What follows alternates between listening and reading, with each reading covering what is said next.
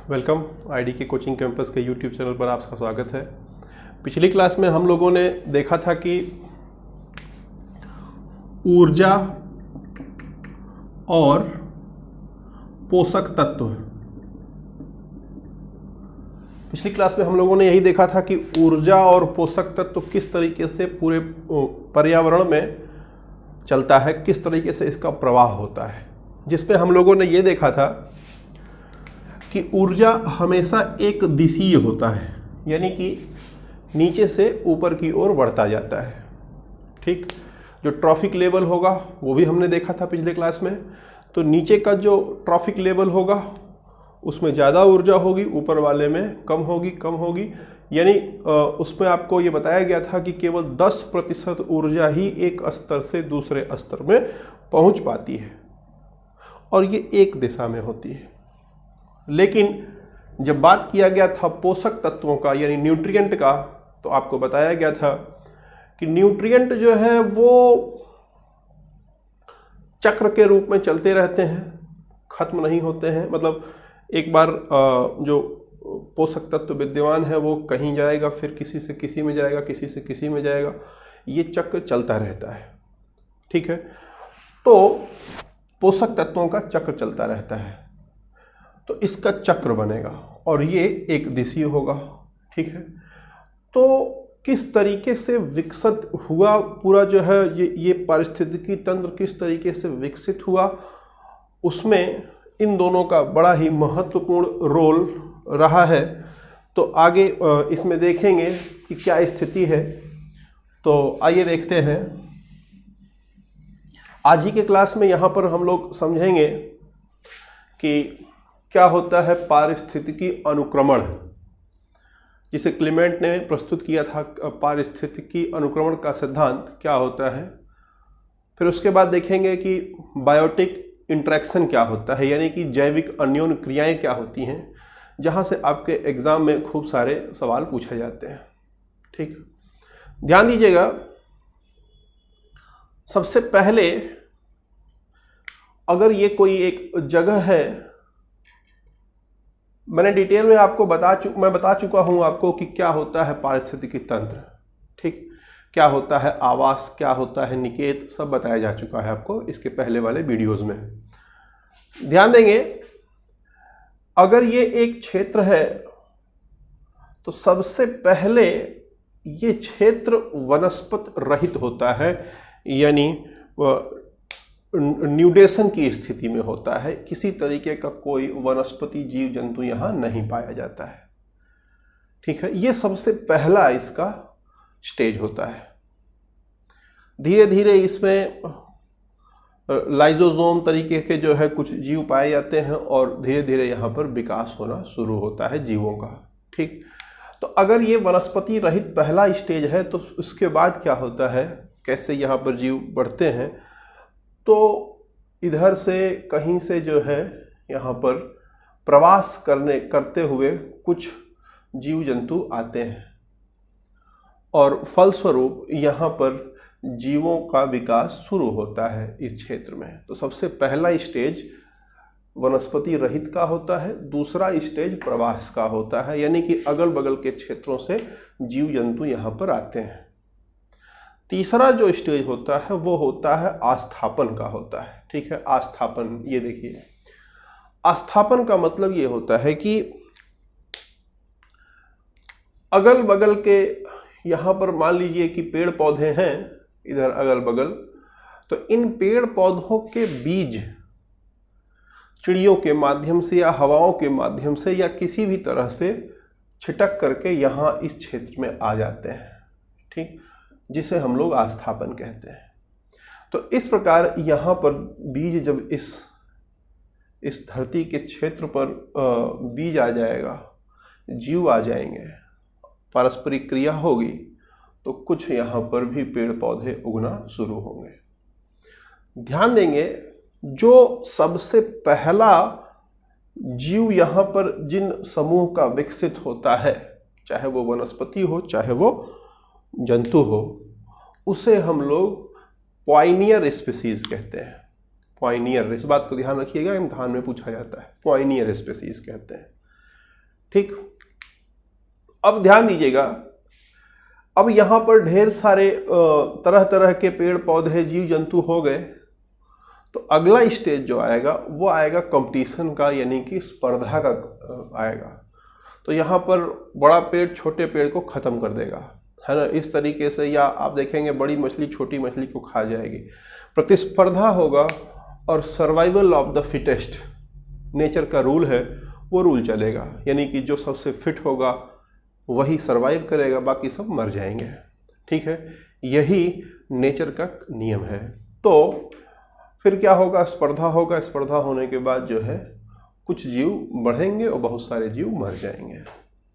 फिर उसके बाद जब स्पर्धा हो गया, बहुत सारे, मतलब यहाँ पर मान लीजिए बड़े बड़े पेड़ पौधे होने लगे, बड़े बड़े, तो अब ये प्रतिक्रिया करेंगे। ठीक है, जीव जंतु हो गए तो ये प्रतिक्रिया करेंगे किससे, जो जैविक जैविक और भौतिक चीजें मिल रही हैं प्रकृति से हमें, उनसे प्रतिक्रिया करेंगे। ठीक है, प्रतिक्रिया होगी, प्रतिक्रिया क्रिया प्रतिक्रिया होती रहेगी, और इसके बाद एक ऐसी स्थिति आएगी कि यहाँ का जो क्षेत्र है वो लगभग स्थिरीकरण की अवस्था में पहुंच जाएगा, स्टेबलाइजेशन की स्थिति में पहुंच जाएगा। यानी कि अब यहाँ पर जो स्थिति होगी वो कुछ ऐसी होगी कि उस तरीके का पारिस्थितिकी तंत्र बहुत लंबे समय तक बना रहेगा, तो उसे कहेंगे स्टेबलाइजेशन एरिया। ठीक है, ध्यान देंगे, इससे पहले जब ऐसी स्थिति रही हो कि सबसे ज्यादा, ध्यान दीजिएगा, इस क्षेत्र में जब ऐसी स्थिति उत्पन्न हो कि सबसे ज्यादा जीव यहां पर हों, सबसे ज्यादा प्रजातियां यहां पर हों, तो उसे क्लाइमैक्स स्थिति कहते हैं, यानी कि चरमोत्कर्ष की स्थिति कहते हैं। अर्थात कि इस क्षेत्र में जो जीव जंतुओं की संख्या होगी वो चरमोत्कर्ष पर होगी, अधिक से अधिक होगी। ध्यान रखिएगा, वो स्थिति स्थिरीकरण के समय नहीं होती है, उससे पहले की स्थिति में होती है। समझ आ रही है बात? जब स्पर्धा शुरू होती है उसी समय सर्वाधिक जीव जंतु या सर्वाधिक बायोडाइवर्सिटी होती है। क्लियर हो गया? तो ये पारिस्थितिकी अनुक्रमण है, जिसे कहते हैं इकोलॉजिकल, अंग्रेजी में इकोलॉजिकल सक्सेशन कहते हैं। यानी कि किसी निश्चित क्षेत्र पर जो पारिस्थितिकी तंत्र है वो समय समय पर बदलता रहता है। कहीं आप देखेंगे तो कभी जो है उस क्षेत्र में घास होगा, तो कुछ क्षेत्र, मतलब कुछ दिन बाद धीरे धीरे वहाँ पर जो है बड़े बड़े पेड़ दिखाई देंगे आपको। ठीक है, आप जमीन में जो है मान लो कुछ उगाते हो, तो जैसे ही आप बीज छींटते हो देखते हो कि पहले ढेर सारे जो है घास फूस जम जाते हैं, लेकिन फिर धीरे धीरे जो पेड़ होता है, जो बीज आप लगाए होते हो, अगर वो अत्यधिक ऊर्जा उत्पन्न कर पा रहा होता है तो ऐसे में वो धीरे धीरे बड़ा हो जाता है, बाकी सारे घास फूस कुछ समय बाद अपने आप मर जाते हैं। ठीक है, तो वो क्या है, वही है आपका इकोलॉजिकल सक्सेशन। ठीक, तो सबसे जो पहले किसी न्यूडेशन की स्थिति में, यानी कि वनस्पति रहित जगह पर जो सबसे पहले स्पीसीज आएगा उसे जो है पॉइनियर स्पीसीज कहेंगे। और जब किसी जगह पर अत्यधिक सर्वाधिक अगर जीव जंतु पाए जा रहे हों तो उसे हम लोग कहेंगे चरमोत्कर्ष की स्थिति, यानी क्लाइमैक्स सिचुएशन। ठीक, आगे बढ़ेंगे जैविक अन्योन्य क्रिया, यानी कि जो बायोटिक इंटरेक्शन होता है। बायोटिक इंटरेक्शन का मतलब क्या है समझते हैं। देखिए, जीव जो है आपस में अगर ये एक क्षेत्र है तो जैसा कि मैंने आपको इसके पहले बताया था कि एक होता है आहार श्रृंखला होती है, आहार जाल होता है, खाद्य श्रृंखला, खाद्य जाल, पिछले क्लास में मैंने बताया था आपको। ठीक है, यानी कि आप देखते हैं कि भोजन के लिए एक दूसरे के ऊपर लोग डिपेंडेंट होते हैं, है ना। उस क्रिया में जो डिपेंडेंसी होती है, समझिएगा बात, जो डिपेंडेंसी होती है एक दूसरे के ऊपर जो निर्भर होने की बात होती है उसमें कुछ संबंध बनते हैं। ऐसे समझिए ना, आपका किसी से संबंध है, रिश्ता है, तो वो रिश्ते कई तरह के होते हैं। एक में ऐसा होता है कि आप बेनिफिटेड होते हो, उसको कोई फ़ायदा नहीं होता है, या ऐसा होगा कि आपको कोई फ़ायदा नहीं होता है लेकिन दूसरा आपके रिश्ते का फ़ायदा उठाता है, या ऐसा हो सकता है कि आपका नुकसान होता हो और उसका फ़ायदा होता हो, ऐसा हो सकता हो कि दोनों का नुकसान होता हो, ऐसा कोई रिश्ता बन गया हो, ऐसा भी हो सकता है कि दोनों के रिश्ते से दोनों का फ़ायदा हो रहा हो। समझ पा रहे हैं बात आप? तो ये जो रिलेशनशिप है, जो जीवों का आपस में ये संबंध है, ठीक है, बायोटिक इंटरेक्शन है, खास करके पोषक तत्वों के लिए, यानी कि लोग पोषक तत्व कैसे प्राप्त करते हैं जीव आपस में, उनका जो संबंध होता है आपस में, उसी को हम बायोटिक इंटरेक्शन कहते हैं। एग्जाम का बड़ा ही फेवरेट टॉपिक है, ग्रुप डी से लेकर के IAS तक हर जगह पूछा जाता है। तो आइए समझते हैं। सबसे पहले बोलता है असहभोजिता, ठीक है। बोलता है कि असहभोजिता क्या होता है, तो समझिए। बोलता है कि असहभोजिता दो ऐसे जीवों का संबंध है जहां पर एक का नुकसान होता है और दूसरे का कोई फायदा नहीं होता है। दो जीवों का ऐसा संबंध है जहां पर एक का नुकसान हो, ठीक, और दूसरे का किसी तरीके का कोई फायदा ना हो, तो उस स्थिति को हम क्या कहेंगे? असहभोजिता कहेंगे। समझ पा रहे हैं? आगे बोलता है परभक्षण और परजीविता। दोनों में डिफरेंस समझिएगा, परभक्षण और परजीविता। दोनों में एक को फायदा होता है और दूसरे को नुकसान होता है। जब ऐसा संबंध हो कि एक को फायदा हो, दूसरे को नुकसान हो, तो उस संबंध को दो तरीके से परिभाषित किया गया है, परभक्षण परजीविता। ध्यान दीजिएगा, परभक्षण में क्या होता है कि दूसरे को पहला वाला खा जाता है, तो दूसरे वाले का तो नुकसान हो गया, पहले वाले का फायदा हो गया, ठीक है। लेकिन परजीविता में क्या होता है कि पहला वाला दूसरे वाले के साथ जीवित रहता है, उसके ऊपर लगा रहता है। जैसे आप समझिए ऐसे कुछ कि जिसे पैरासाइट भी कहा जाता है। मतलब कि अगर आप समझें तो गाय है, गाय है, भैंस है, तो उनके शरीर में कुछ छोटे छोटे कीड़े लग गए। अब वो क्या है कि उसका खून चूस रहे हैं, ठीक। अब इसको कहते हैं पैरासाइट, परजीविता, जिसमें जो कीड़े लगे हुए हैं वो चूस रहे हैं, उनका तो फायदा हो रहा है लेकिन साथ में गाय का नुकसान हो रहा है। लेकिन परभक्षण में क्या है कि परभक्षण में यह है कि गाय को शेर खा गया, शेर का फायदा हुआ, गाय का नुकसान हुआ। ये डिफरेंस है, ठीक। आगे बात करेंगे, स्पर्धा की बात करेंगे, कंपटीशन की बात करेंगे। जब ऐसा रिलेशन स्थापित हो कि दोनों में कंपटीशन हो, जैसे चूहा है, चूहे के लिए कंपटीशन हो रहा है बिल्ली में और सांप में। बिल्ली और सांप दोनों में कंपटीशन है चूहे को लेकर के। अब चूहा कम हो गया तो दोनों खाने के लिए मरेंगे। समझ पा रहे हैं बात आप? तो उसे क्या कहेंगे? कंपटीशन, मतलब कॉम्पिटिटिव रिलेशन कहेंगे। आगे बोलता है सहभोजिता। सहभोजिता का मतलब होता है कि एक का लाभ होता है, दूसरे का कोई नुकसान नहीं होता है। ऐसा संबंध जब हो, जैसे जैसे जैसे बड़ी मछली है शार्क, ठीक। उस शार्क मछली के ऊपर छोटी मछली, चूसक मछली बैठी हुई है। तो शार्क मछली जब कोई शिकार करती है तो शार्क मछली जब अपना पेट भर लेती है तो जो छूट जाता है उसको चूसक मछली खा लेती है। तो शार्क मछली का कोई नुकसान नहीं हो रहा है, चूसक मछली का फायदा हो रहा है। समझ पा रहे हैं बात आप? कुछ ऐसे ही जैसे आप किसी निमंत्रण में अपने दोस्त को लेके चले जाओ, जिसमें आपका कोई नुकसान नहीं होने वाला है। आपको जितना खाना है वो आप खाएंगे ही खाएंगे, लेकिन आपके दोस्त का क्या है, उसका फ़ायदा हो रहा है। क्यों? क्योंकि उसको भी जो है, आप समझ पा रहे हैं, रसगुल्ला मिल रहा है। ठीक, तो ये हो गया आपका सहभोजिता, है ना।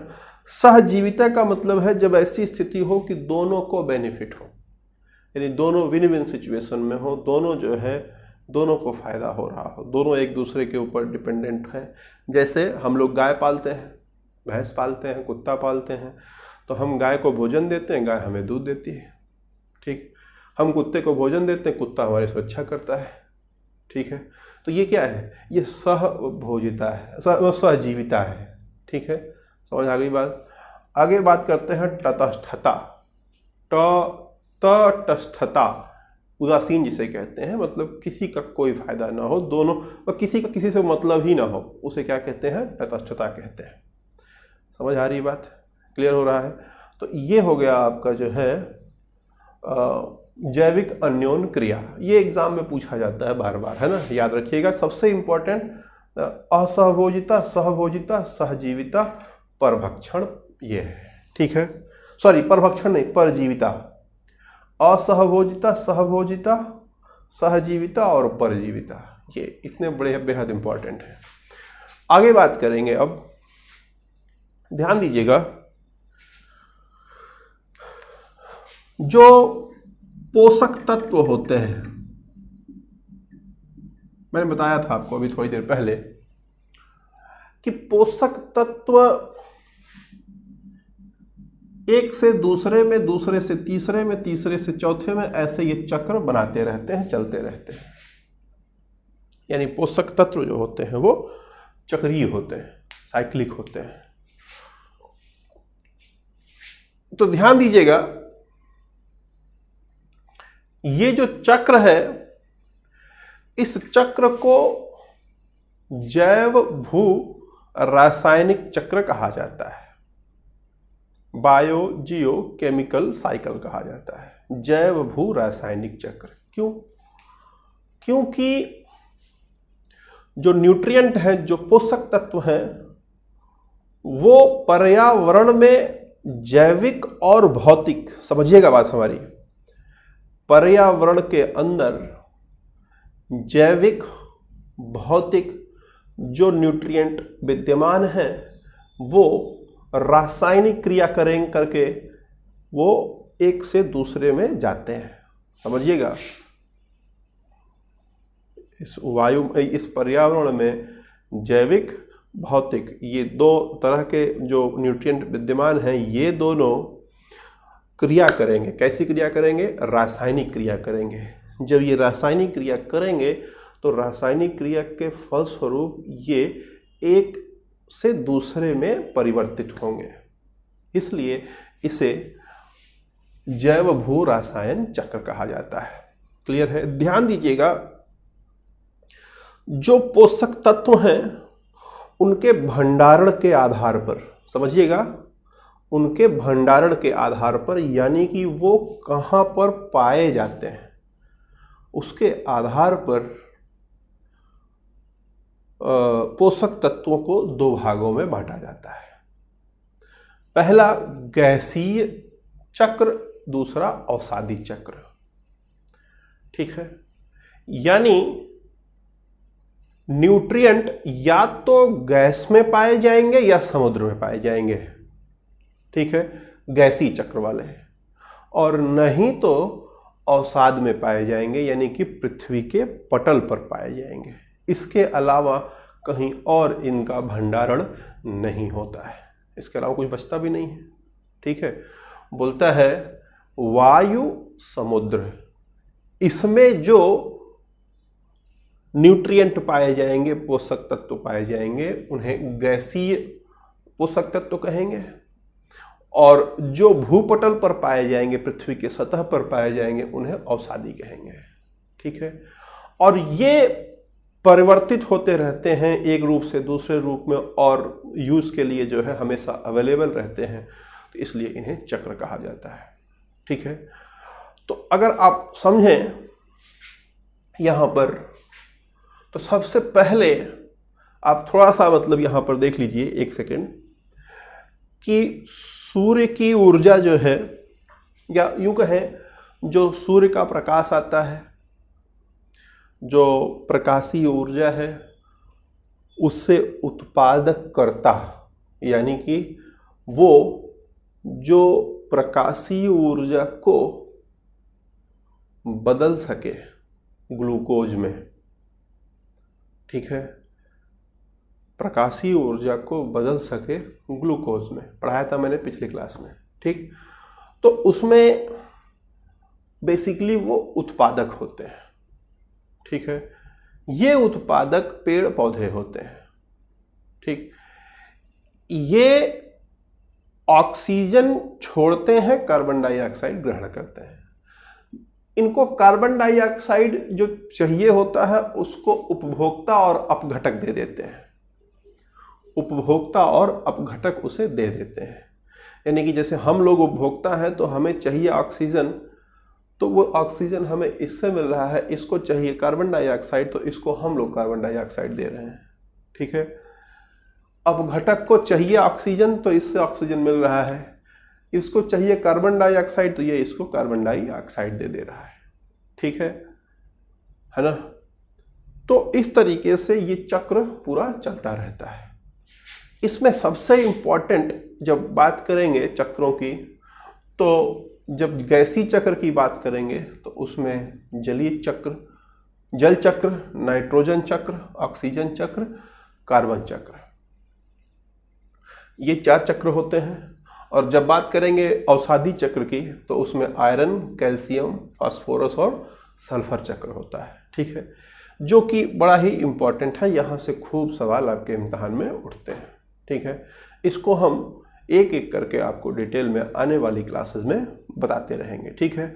तो सबसे पहले यहाँ पर फटाफट जल चक्र देख लेते हैं, बड़ा आसान सा है ये, इसमें कुछ बहुत ज़्यादा डिटेल नहीं पढ़ना है आपको, बस इतना समझिए कि जल चक्र में जो है हाइड्रोजन और ऑक्सीजन, ठीक है, H2O होता है, ठीक है, हाइड्रोजन और ऑक्सीजन 2 माए जाते हैं। तो कैसे जो है ये जल चक्र कैसे होता है, चलता है, देखिए जो भी रिजर्वायर होते हैं, जलाशय होते हैं यहाँ पर वो, या जो पेड़ पौधे होते हैं वो, या जो कोई भी जीव होता है श्वसन के दौरान वो, ये सब जो है सूर्य के प्रकाश को पाने के, सूर्य का प्रकाश पाने के बाद यहाँ से वाष्पोत्सर्जन होता है, ठीक है। वाष्पोत्सर्जन होगा तो जो जल यहाँ पर पहुँचेगा ऊपर, वो धीरे धीरे धीरे धीरे जो है ऊंचाई हासिल करता जाएगा, ठंडा होता जाएगा। जब देखिए ये ऊपर उठता जाएगा और ऊपर उठने के बाद जब यहाँ टेम्परेचर काफ़ी लो हो जाता है तो ये आइस क्रिस्टल के रूप में बन जाता है, और फिर धीरे धीरे ये क्या होता है आपस में क्रिया करके बड़ा होता है ना, और बड़ा होकर के फिर जब ये भारी हो जाता है तो फिर से ये नीचे आकर के बारिश करता है, ठीक। बारिश होता है, उसके बाद फिर ये पृथ्वी के द्वारा सोख लिया जाता है और जलाशयों में भर जाता है, और फिर इसे जो है पेड़ पौधे, मनुष्य फिर इस्तेमाल करते हैं, फिर वाष्पीकरण होता है। इस तरीके से ये चक्र जो है लगातार चलता रहता है, इसे ही कहते हैं जल चक्र, ठीक है। ये बड़ा साधारण सा है। आगे जब नाइट्रोजन चक्र पढ़ेंगे तो ये इम्पोर्टेंट है आपके इम्तिहान के दृष्टिकोण से। तो आज के लिए बस इतना ही, अगली क्लास में इसको पढ़ाएंगे। उम्मीद करते हैं कि चीज़ें आपको बेहतर लगी हैं, अच्छा लगा हो, काम मेरा पसंद आया हो तो शेयर करिएगा, कमेंट करिएगा, सब्सक्राइब करिएगा। बहुत बहुत धन्यवाद।